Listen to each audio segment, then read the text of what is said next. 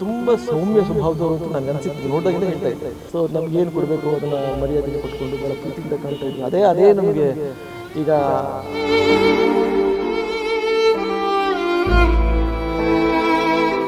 ತುಂಬ ಆರಾಮಾಗಿರುವಂಥ ಮನುಷ್ಯ. ಅಂದರೆ ಬಹುಶಃ ಅದೇ ಅಂದರೆ ಆಚೆ ಕಡೆ ಏನು ತೋರಿಸ್ಕೊತಾ ಇರಲಿಲ್ಲ, ಜಾಸ್ತಿ ಒಳಗೆ ಇಟ್ಕೊಳ್ಳುವಂಥ ವ್ಯಕ್ತಿತ್ವ ಅನಿಸುತ್ತೆ.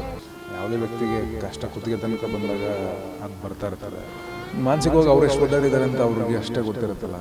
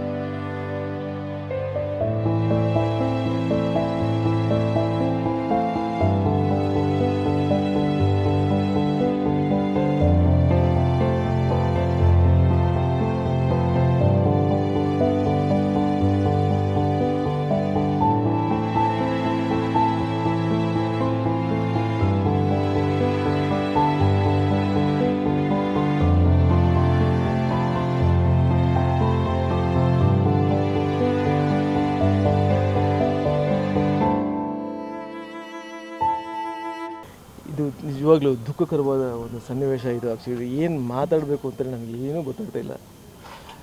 ನನಗೆ ಇವರೇನು ಭಾಳ ವರ್ಷಗಳಿಂದ ಪರಿಚಯ ಅಲ್ಲ. ಈಗ ಇವ್ರದ್ದೊಂದು ಸೀರಿಯಲನ್ನು ಆ್ಯಕ್ಟ್ ಮಾಡ್ತಾಯಿದ್ದೀನಿ, ಗಂಗೆ ಗೌರಿ ಅಂತ. ಈ ಒಂದು ವರ್ಷಗಳಿಂದ ಇವ್ರ ಜೊತೆ ನನ್ನ ಒಡನಾಟ.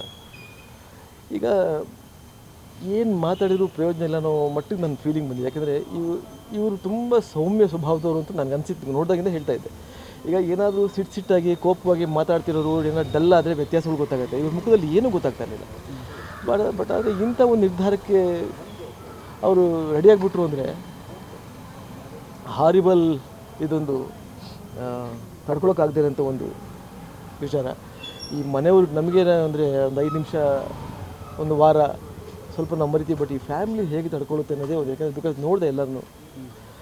ನಾನು ಅಷ್ಟೇ ಕೇಳ್ಕೊಳ್ಳೋದು ದೇವ್ರನ್ನ, ಆ ಫ್ಯಾಮಿಲಿಗೆ ಆದಷ್ಟು ಬೇಗ ತಡ್ಕೊಳ್ಳೋ ಒಂದು ಶಕ್ತಿ ಚೈತನ್ಯನ ಕೊಡಲಿ, ಅವ್ರ ಆತ್ಮಕ್ಕೆ ಶಾಂತಿ ಸಿಗಲಿ ಅಂತ. ಬಿಕಾಸ್ ತುಂಬ ಒಳ್ಳೆ ನಿರ್ದೇಶಕರು, ಒಳ್ಳೆ ವ್ಯಕ್ತಿ. ಇಟ್ಸ್ ರಿಯಲಿ ತುಂಬ ದೊಡ್ಡ ಲಾಸ್ ಇದು. ಯಾಕಂದರೆ ಅವ್ರು ಬದುಕಿದ್ರೆ ಇನ್ನೂ ಮುಂದೊಂದು ಒಳ್ಳೊಳ್ಳೆ ಸೀರಿಯಲ್ಸು ಸಿನಿಮಾಗಳು ಬರ್ತಾ ಇದ್ವೇನೋ.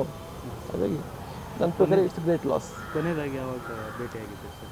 ನಾವು ಲಾಸ್ಟ್ ಶೆಡ್ಯೂಲ್ ನಾವು ಮದುವೆ ಸೀನ್ ಮಾಡಿದ್ವಿ. ನಾವು ನನ್ನ 2 ಹೆಣ್ಮಕ್ಳ ಮದುವೆ ಸೀನ್ ಮಾಡಿದ್ವಿ ಪ್ಯಾಲೇಸಲ್ಲಿ. ಅದು ಒಂದು ದೊಡ್ಡ ಚೌಟಿನಲ್ಲಿ. ಆಗ ಒಂದು 8-9 ದಿನ ಜೊತೆಲೇ ಇದ್ವಿ ನಾವು. ಹಾಗಾಗಿ ಅದೇ ನಾವು ಕಾಶಿಲಿ ಹೋಗಿದ್ವಿ. ಕಾಶಿ ಶೂಟಿಂಗ್ ಮಾಡಿದ್ರೆ ಒಂದು 15 ದಿನ ಜೊತೆಲಿದ್ವಿ. ಈ ಚೌಟ್ರಿ ಸೀನ್ ಮಾಡಬೇಕು ಕೂಡ ಜೊತೆಲಿದ್ವಿ.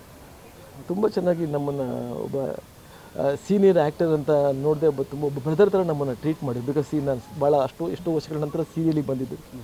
ಸೊ ನಮಗೇನು ಕೊಡಬೇಕು ಅದನ್ನು ಮರ್ಯಾದೆನೇ ಕೊಟ್ಕೊಂಡು ಭಾಳ ಪ್ರೀತಿಯಿಂದ ಕಾಣ್ತಾ ಇದ್ರು. ಅದೇ ನಮಗೆ ಈಗ ಸರ್ ಯಾವತ್ತಾದರೂ ಈ ಥರ ನೋವಿನ ಸಂಗತಿ ಏನಾದ್ರು ಸಂಕಷ್ಟದ್ದು ಅಂದರೆ ಸಾಲ ಅಥವಾ ಇದ್ರ ಬಗ್ಗೆ? ಇಲ್ಲ ಇದ್ರ ಬಗ್ಗೆ ನಮ್ಮ ಹತ್ರ ಏನು ಡಿಸ್ಕಸ್ ಮಾಡಿಲ್ಲ. ಬಟ್ ಅವರು ಸಿನಿಮಾ ನಿಂತಿತ್ತು ಅನ್ನೋದೊಂದು ವಿಚಾರ ನನಗೆ ಗೊತ್ತಿತ್ತು. ನಾನು ಯಾಕೆ ಅಂದರೆ ಇಲ್ಲ ಸರ್ ಸ್ವಲ್ಪ ಡಿಲೇ ಆಗಿದೆ, ಆದಷ್ಟು ಬೇಗ ಮಾಡ್ತೀವಿ ಅಂತ ನಮ್ಮ ಹತ್ರ ಹೇಳಿದ್ವಿ. ಒಂದೊಳ್ಳೆ ಸಿನಿಮಾ ಸರ್ ಕತೆ ಇದೆ ಅಂದರೆ, ಹಾಗಾಗಿ ಒಂದು ಒಳ್ಳೆ ಸಿನಿಮಾ ಬಟ್ ಪ್ರಯತ್ನ ಮಾಡೋದು ತಪ್ಪಲ್ಲ. ಈಗ ಸಿನಿಮಾ ಮಾಡೋದು ಒಂದು ಮುಂದಕ್ಕೆ ಹೆಜ್ಜೆ ಹಾಕೋದು ತಪ್ಪಲ್ಲ. ಬಟ್ ಆ ಹೆಜ್ಜೆ ಹಾಕಿ ರೀಚ್ ಆಗಬೇಕಾಗಿತ್ತು, ಗುರಿ ಮುಟ್ಟಬೇಕಾಗಿತ್ತು. ಅವರು ಅಷ್ಟು ಬೇಗ ಇದನ್ನು ಅವರು ಈ ನಿರ್ಧಾರ ಮಾಡಬಾರ್ದಾಗಿತ್ತು, ಮಾಡಿಬಿಟ್ರೆ ಅಷ್ಟೇ. ಅವ್ರ ಆತ್ಮಕ್ಕೆ ಶಾಂತಿ ಸಿಗಲಿ, ಆ ಫ್ಯಾಮಿಲಿಗೆ ಭಗವಂತ ಪ್ರತಿ ಕ್ಷಣವೂ ಕಾಪಾಡಲಿ ಅಂತ ನಾನು ನಿಮ್ಮ ಮೂಲಕ ನಾನು ದೇವ್ರಿಗೆ ಕೇಳ್ಕೊತೀನಿ.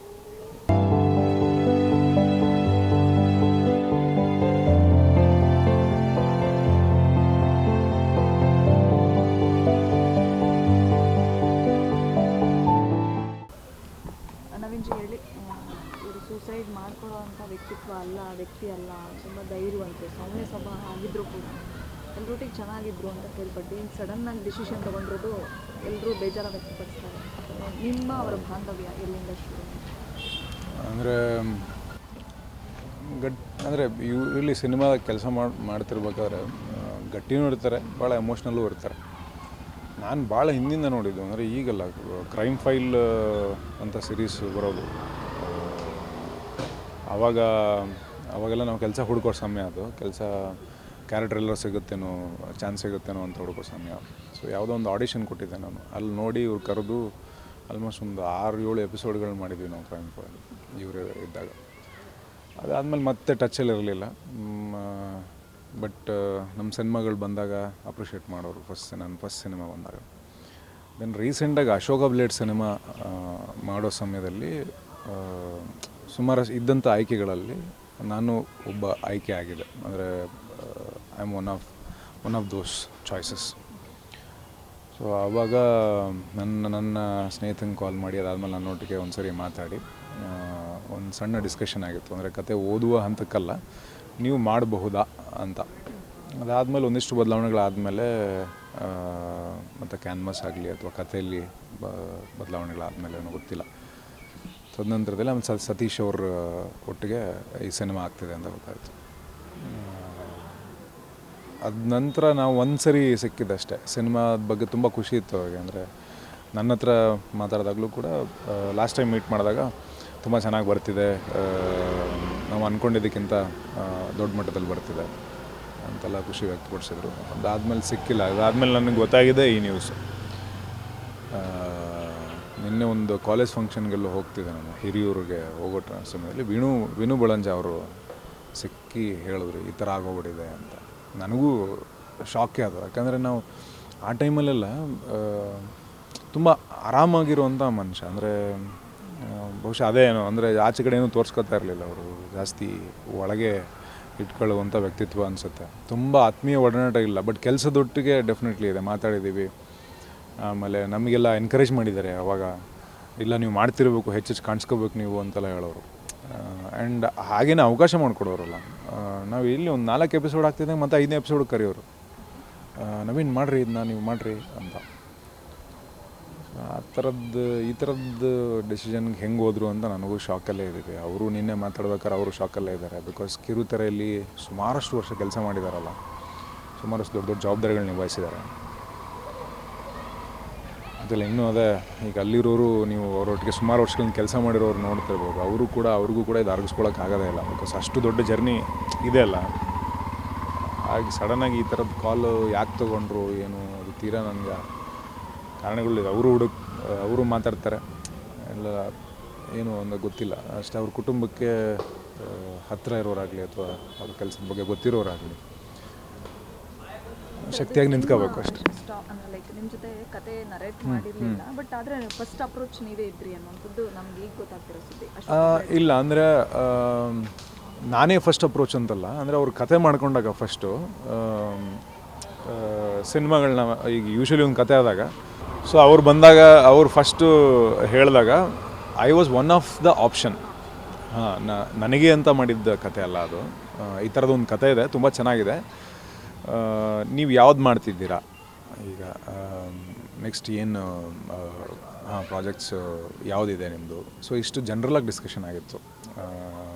ಕತೆ ಈ ಥರದೊಂದು ಕತೆ ಇದೆ, ಇದಕ್ಕೆ ಇಷ್ಟು ದಿನ ಬೇಕು, ಈ ಥರದ್ದು ಯಾವುದೂ ಡೀಟೇಲ್ಸ್ ಇರಲಿಲ್ಲ. ಜಸ್ಟ್ ಒಟ್ಟಿಗೆ ಕೆಲಸ ಮಾಡಿದ್ರಿಂದ ಆ ಕತೆಗೆ ಸೂಟ್ ಆಗ್ತೀವಿ ಅನ್ನೋವಂಥ ಯಾರ್ಯಾರು ನಟರುಗಳಿದ್ದಾರೆ ಅವ್ರನ್ನೆಲ್ಲರೂ ಕೂಡ ಒಂದು ಸರಿ ಯೋಚನೆ ಮಾಡಿರ್ತಾರಲ್ವ, ಆ ರೀತಿ ನಾನು ಯೋಚನೆ ಮಾಡಿದ್ರು.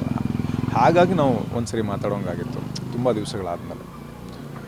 ಅದಾದಮೇಲೆ ತಿಳಿಸಿದ್ರು ಈ ಥರ, ಇಲ್ಲ ಸತೀಶ್ ಅವ್ರು ಮಾಡ್ತಿದ್ದಾರೆ, ಅವ್ರಿಗೆ ಒಪ್ಪಿಗೆ ಆಗಿದೆ ಕತೆ, we are doing this project, ಇದು ಸತೀಶ್ ಅವರೊಟ್ಟಿಗೆ ಮಾಡ್ತಿದ್ದೀವಿ ಪ್ರಾಜೆಕ್ಟ್ನ ಅಂತ. ಖುಷಿಯಾಗಿತ್ತು. ಅದರಲ್ಲಿ ನನ್ನ ಸ್ನೇಹಿತರು ಸುಮಾರು ಜನ ಕೆಲಸ ಮಾಡಿದ್ದಾರೆ, ಎಡಿಟರ್ ಕೆಲಸ ಮಾಡಿದ್ದಾರೆ, ಇನ್ನೊಬ್ಬರು ನಮ್ಮ ಗ್ರಾಮಾಯಣ ನಿರ್ದೇಶಕರು ನಟರಾಗಿ ಕೆಲಸ ಮಾಡಿದ್ದಾರೆ ಅದರಲ್ಲಿ. ಸೊ ಎಲ್ಲರೂ ಗೊತ್ತಿರೋ ಸುಮಾರು ಜನ ಕೆಲಸ ಮಾಡಿದ್ದಾರೆ. ಸರ್, ಸಾಲದ ವಿಚಾರಕ್ಕೆ ಹಿಂಗಾಯಿತು ಅಂತ ಕೆಲವು ಮೂಲಗಳು ಅಂದರೆ ಸುದ್ದಿಗಳು ಗೊತ್ತಾಗ್ತಿರೋದು. ಬಟ್ ಬದುಕು ಎಷ್ಟು ನಶ್ವರ ಅನಿಸುತ್ತೆ ನೋಡಿ. ಕೆಲವರು ನಾವೇ ಸತ್ತೋಗ್ಬೇಕಾದ ಸನ್ನಿವೇಶ ಬರುತ್ತೆ, ಕೆಲವರು ನಾವು ಬದುಕಬೇಕು ಅಂತ ಅಂದ್ಕೊಂಡ್ರು ನಾವು ಭಗವಂತನೇ ಅದಕ್ಕೆ ಅವಕಾಶ ಕೊಡಲ್ಲ. ಸೊ ಬದುಕನ್ನ ಯಾವ ನಿಟ್ಟಿನಲ್ಲಿ ನೋಡಬೇಕು ಅಂತ ಅನಿಸುತ್ತೆ. ಈ ಥರದ್ದೆಲ್ಲ ಆದಾಗ ರೀಸೆಂಟಾಗಿ ಅಪರ್ಣ ಅವ್ರಿಗೆ ಇಷ್ಟ ಇಲ್ಲ ಸಾಯೋದಕ್ಕೆ, ಬಟ್ ಅವ್ರನ್ನ ಬಿಡಲಿಲ್ಲ ರೋಗ ಅನ್ನೋಂಥದ್ದು. ಅದು ಬಹುಶಃ ಅವರಿಗೆ ಆ ಕ್ಷಣದಲ್ಲಿ ಒಂದು ಸ್ವಲ್ಪ ಸಮಯ ಅಥವಾ ಒಂದು ಡೈವರ್ಷನ್ ಸಿಕ್ಕಿದರೆ ಅಥವಾ ಇನ್ನೇನೋ ಒಂದಿಷ್ಟು ಮಾತುಕತೆಗಳಾಗಿದರೆ ಈದರ್ ಅದು ಸ್ವಲ್ಪ ಮುಂದಕ್ಕೆ ಹೋಗಿರೋದು, ಆ ಡಿಸಿಷನ್ ಮುಂದಕ್ಕೆ ಹೋಗಿರೋದು, ಇಲ್ಲಾಂದರೆ ಆ ಡಿಸಿಷನ್ ಕೈ ಬಿಟ್ಟಿರೋರು. ಅದೊಂದು ಎಮೋಷ್ನಲಿ ಆ ಟರ್ಮೋಯಿಲ್ ಇರ್ತದಲ್ಲ, ಅಂದರೆ ಅದು ತುಂಬ ಭಾರ ಆಗಿ ಒಂದು ಪೀಕ್ ಹೋದ ತಕ್ಷಣ ಪಟ್ಟಂತ ಒಂದು ಡಿಸಿಷನ್ ತಗೊಳ್ಳೋ ಥರ ಆಗಿರುತ್ತೆ. ಸೊ ಯೋಚನೆಗಳು ಬರ್ತಿರ್ತವೆ, ಸೂಸೈಡಲ್ ಥಾಟ್ಸ್ ಬರಲ್ಲ ಅಂತಲ್ಲ, ಯಾವುದೇ ವ್ಯಕ್ತಿಗೆ ಕಷ್ಟ ಕುತ್ತಿಗೆ ತನಕ ಬಂದಾಗ ಅದು ಬರ್ತಾ ಇರ್ತದೆ, ಕೇಳಿಕ್ಕಾಗೋದಿಲ್ಲ.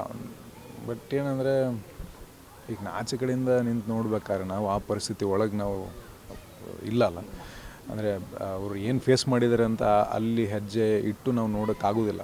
ಎಷ್ಟೇ ಹತ್ತಿರದಿಂದ ನೋಡಿದ್ರೂ ಕೂಡ ಸ್ವಲ್ಪ ದೂರದಲ್ಲೇ ನೋಡ್ಬೇಕಾಗತ್ತೆ. ಸೊ ಅವಾಗ ನೋಡಿದಾಗ ಯಾಕೆ ಬೇಕಿತ್ತು ಅಂತ ಅನಿಸುತ್ತೆ. ಆ್ಯಂಡ್ ತುಂಬ ಬೇಸಿಕಲಿ ಜೀವ ತೆಗೆದುಕೊಳ್ಳೋದು ಯಾವುದೇ ರೀತಿಯಿಂದನೂ ಒಳ್ಳೆ ನಿರ್ಧಾರ ಅಲ್ಲ.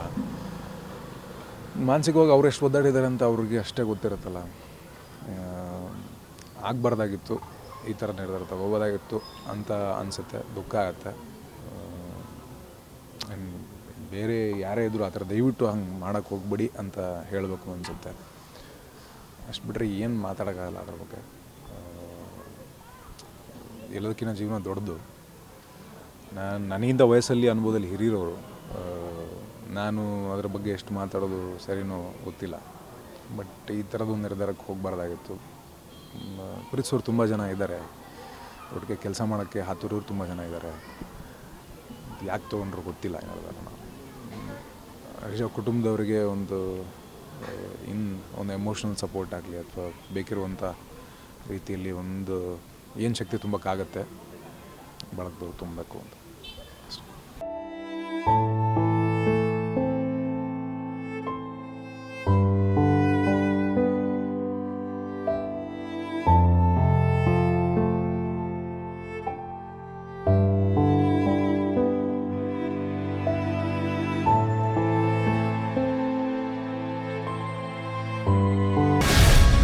ಗ್ಯಾರಂಟಿ ನ್ಯೂಸ್, ಸುದ್ದಿ ಖಚಿತ, ನ್ಯಾಯ ನಿಶ್ಚಿತ.